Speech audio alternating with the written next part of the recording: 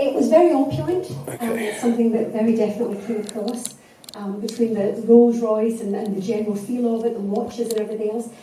And obviously that was your big setup. But what I wondered was, how important was it to have the disability? So I discovered that dyslexia is actually a big problem. In the UK as well, it's actually astounding how many people don't understand more technical texts because they're dyslexic. And it's really a silent struggle that these people are going through, because you don't really want to let everybody know that you're dyslexic and that you can actually read, but you're struggling really hard with something that is, for example, a contract or a scientific paper or like a manual that is only written and doesn't have any pictures. And I wanted to depict this sort of silent struggle. And I also wanted to show that this struggle, if it's untreated, it can actually lead you into that world of having to do things you don't really want to do. And I think a lot of people are doing things every day in their jobs and other things that they actually don't want to do. And I wanted to depict how depressing that can be, and that this struggle is something you can work on. That's all. Yeah, I think that comes across very well, and I think in particular, the general look of your main character, he's a big, tall, strapping lad, and that the dyslexia gives him that vulnerability that you wouldn't otherwise see. And I think also it leads you then to believe later on that he kind of deserves to come out of this well. He's a bit of a baddie, but you kind of think, well, he has his reasons for that, so I think that's very well portrayed. It must have been an incredible amount of research that you had to do for all the watch ideas and all the knowledge behind that. Thank you very much for that compliment. Nicholas Popel, he's actually not a very tall and very strapping guy. He's actually he's not as tall as, for example, the guy he confronted in the bar.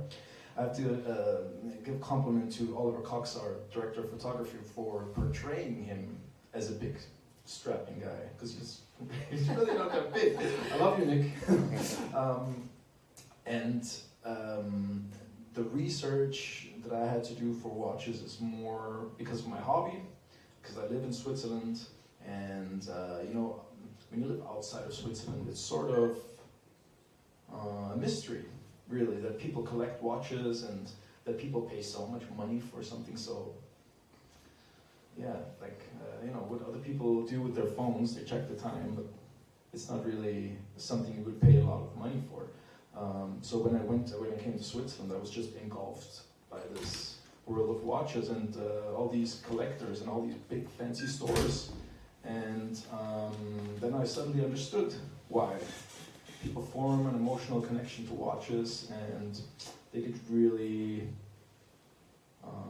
nerdy about it. You remember reference numbers for certain watches, and you say, I wore this watch on this trip, I wore this watch for my graduation, when I proposed to my wife, I wore this watch, and then you form a connection. That's where the craziness comes in. So I didn't have to do much research because it's a hobby of mine.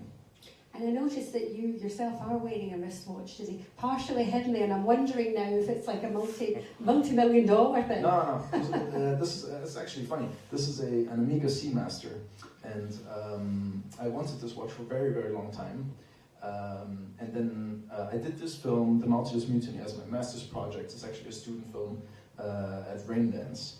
And as I graduated from my master's, I always wanted this watch, and sometimes I would go into the Amiga store with my wife just for fun, just to look at the watches. And my wife lured me in. It was the last day of 2022. She lured me into the store. I didn't know. I was just a sheep, really. And she lured me in, and I sat down with her, and she said, let's go to the Amiga store like you always like to do, just for fun. Then I looked at the watch. I told the guy, let me look at the Amiga Seamaster for the 20th time, because I loved it so much. Then I looked at the watch, and my wife said, do you like it? I said, yeah, of course I like it. I always liked it. She said, what does it say on the back?